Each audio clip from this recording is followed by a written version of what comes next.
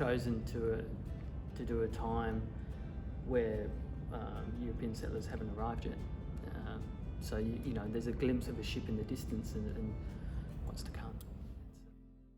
I did a residency at Police Point in May 2021. And at that stage I was focusing on the quarantine station buildings and the history of the area, or history of the use of the quarantine station. And just reading about ships like the Ticonderoga, which was the first one that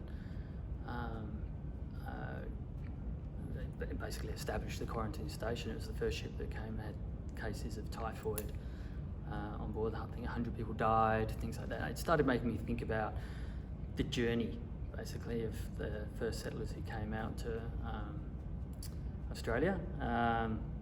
So it seemed like a natural progression to go from the quarantine station to actually look out to sea, to where the boat, you know, the journey of the boats coming into Australia for the first time.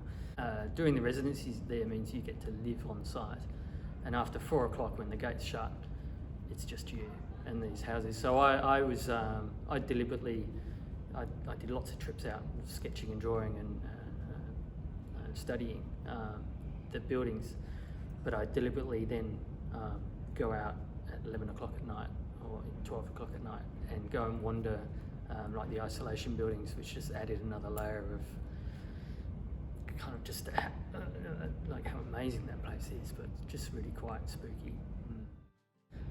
So the perspective here is looking out from the land. I've used historical images, and I've used sketches from the actual places, and pieced together these landscapes which, although they're timeless, I've tried to capture them in a time before settlers. So there's a few things missing. Those are, you know, there might be a crop of pine trees that I've taken out. I came across Eugene von Gerard's sketchbook works, and there's 4 works in this show where I set out to find exactly where he's did those sketches from, and I found them, and I sat there and I did my own sketches. You know, 1 minute the coastline can be roaring.